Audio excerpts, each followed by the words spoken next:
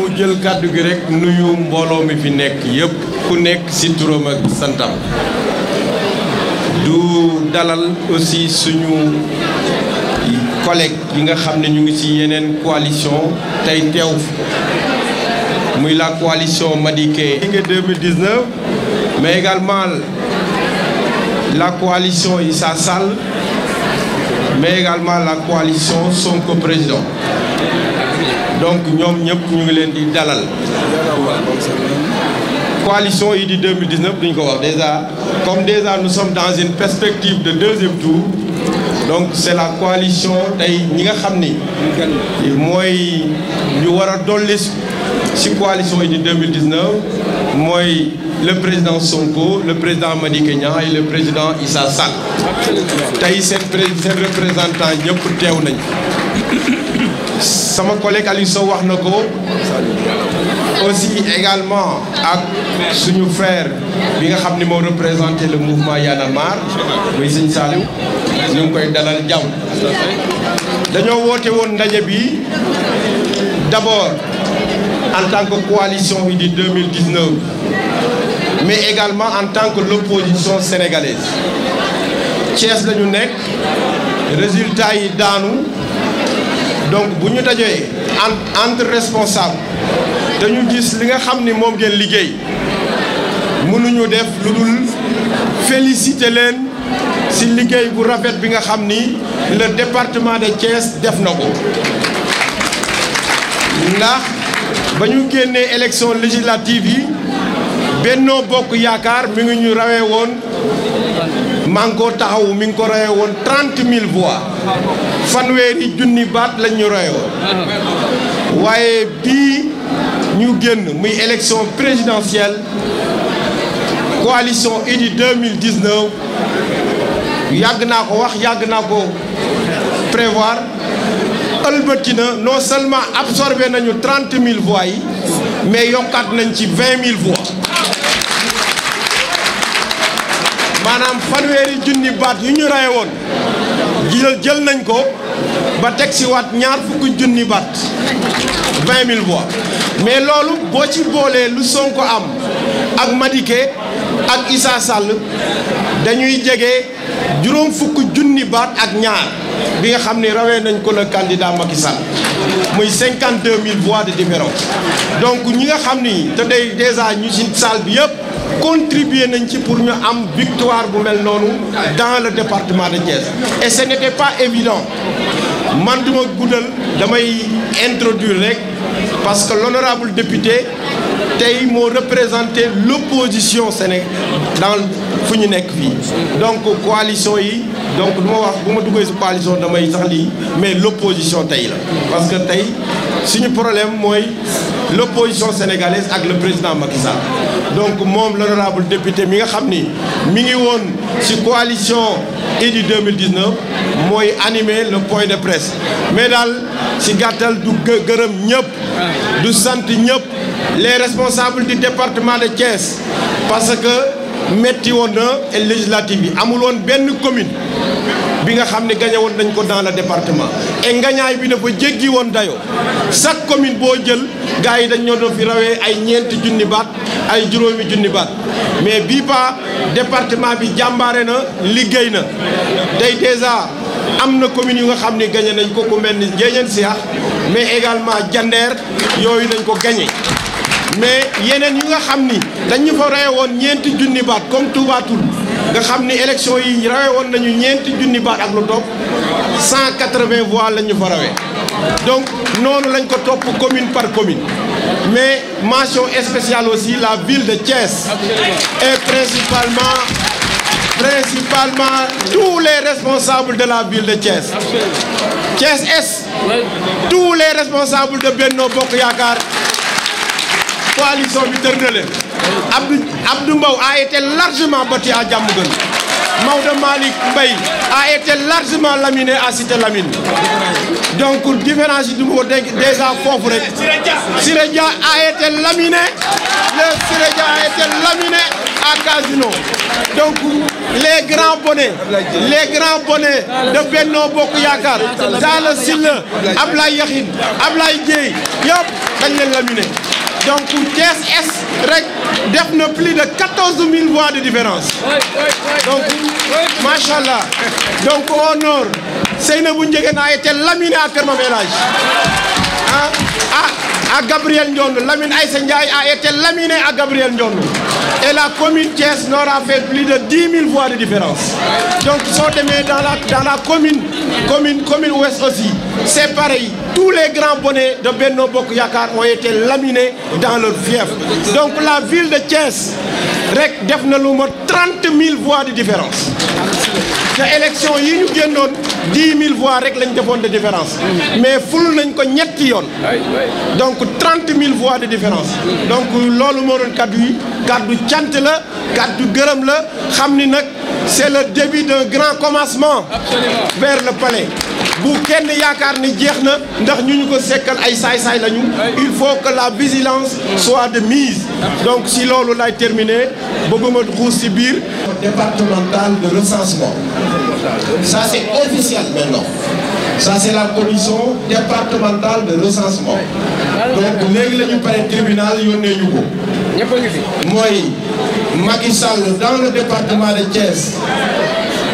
100 422 voix la am 100 422 donc muy si wolof téeméeri junni baat ak ñeenti téeméer ak ñaar fukk ak ñaar Idrissa Seck am 120 000 voix donc muy téeméeri junni baat ak ñaar fukk junni baat ak juróom fukk ak ñeent donc foofu déjà lu mat ñaar fukk junni baat defal nañ ko bagage Macky Sall mais lu ci gën a neexati mooy dañ ko bëgg fa Ousmane Sonko moom ci département Thiès rek am na lu jege ñaar fukk junni baat maanaam bu ñu koy préciser am na 19 737 voix si wolof mu nekk fukk junni baat ak juróom-ñeenti junni baat ak juróom-ñaar téeméeri baat ak fanweer ak juróom-ñaar Madické Niang si département bi am na ñaari junni baat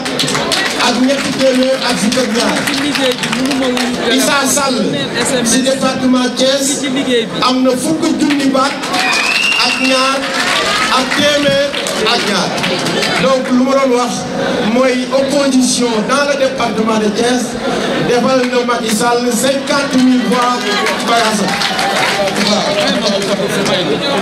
voilà. moo tax tey vraiment mu ni ma soo xëy demal nga représenté ma fa nga toog nga xamal ne leen maa ngi si ginnaaw Idrissa Seck parce que ñoo bokk combat bi mëne li nii mëne mooy ñu jiital ko jàppale ko ba teg ko tey jii fële sa palais ba mu toog fa jële ko Macky Sall mu dem yoonam loolu moom mooy kàddu yi kon jëlul ñëgul ndax li ñu waroon wax lépp Hélène wax na ko ak monsieur le maire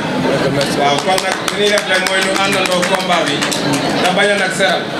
taxaw fi mu taxaw gëm suñu bopp na dëggal parce que soo gëmul sa bopp doo dem dana la xoqatal mel ni da ngay am sa fit dëggal affaire bi comme ni ko Hélène waxee ardo am na ba pare benn loxo moo si des léegi nag ba mu daanu rek a si des léegi nag nan àndandoo ñun ñëpp nu ba makandoo comme ça affaire yi mën a fi nekk ndax du tey moo njëkk ñu toog fii bi ñuy waajal élection yi ñun jeune opposition bi fii ci Thiès defoon nañ fi benn pacte te fii lañ ko lancé woon ñun ñëpp ñoo ko signé woon ànd ko donc nag gor ca wax ja ak engagement te ñun ku ñu gis xam ni danoo engagé wu moo nekk suñu slogan kon nag le combat continue avec PUR di leen di wax ni li taxoon ñu sumb combat ba léegi mi ngi fi te tant que loolu dañul dañuy continuer suñu combat ànd ci ak suñu frères yi ànd ci ak tamit ñi nga xamante ni ñoom ñoo nekk ci coalition Idy 2019 je vous remercie merci beaucoup. beneen yoon di rebondir ci sama collègues yi ak sama suñu partenaires yi waxee mooy saluer initiative bi d'abord ndax réew day toll foo xamante ni toutes les forces vives de la nation, que ce soit les partis politiques,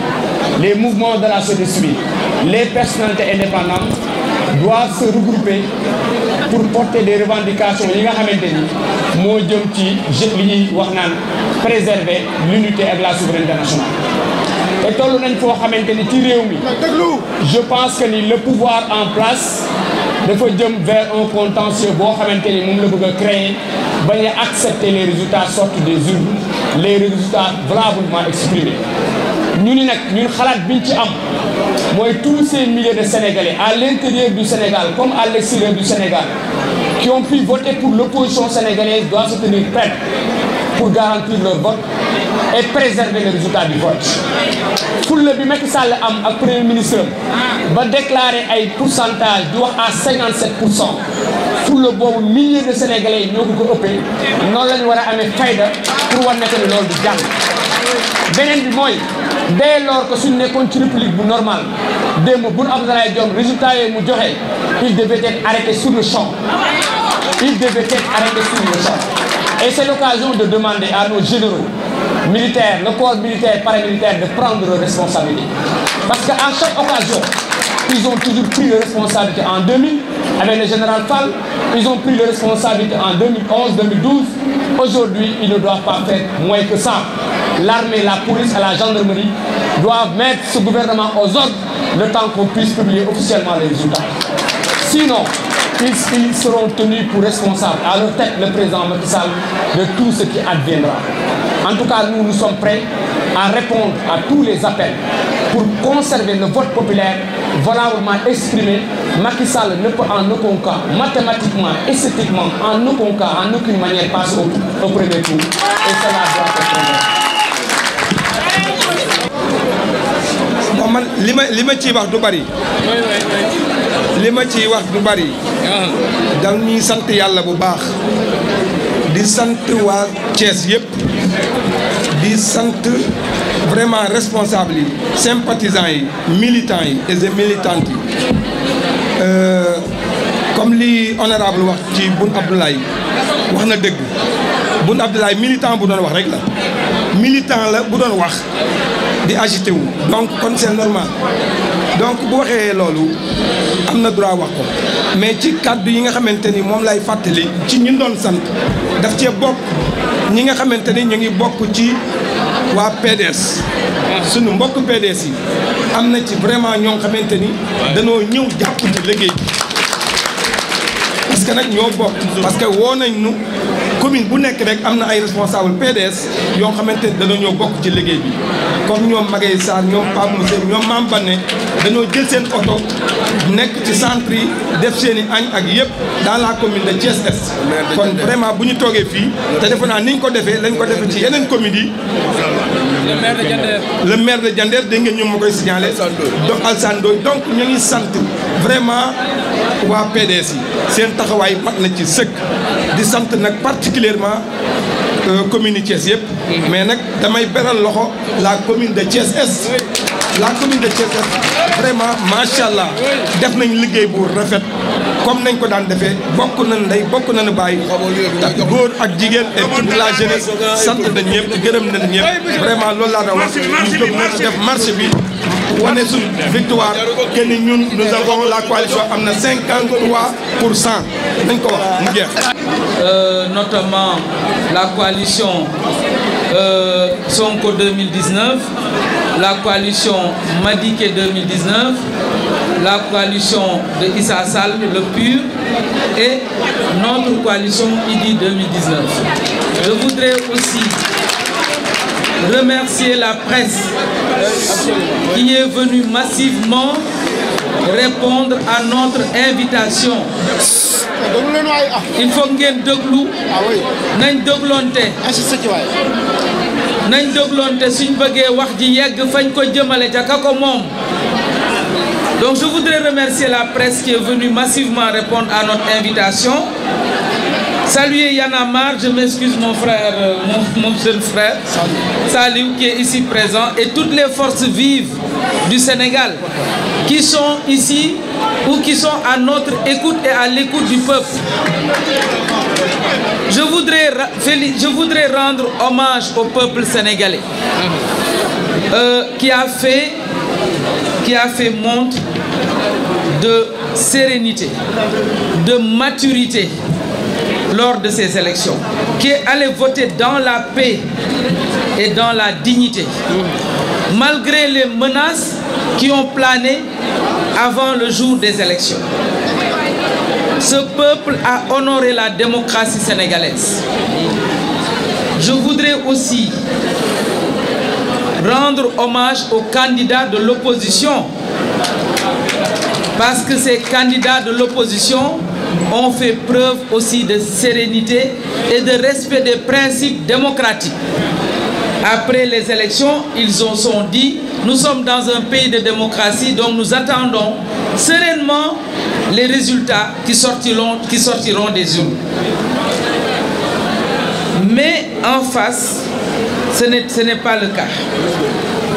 La grande surprise a été le manque de respect que le camp du pouvoir, dont le camp du pouvoir a fait preuve. Le camp du pouvoir a fait preuve d'un manque de respect notoire vis-à-vis du peuple sénégalais. Le camp du pouvoir a montré qu'ils étaient dans une panique généralisée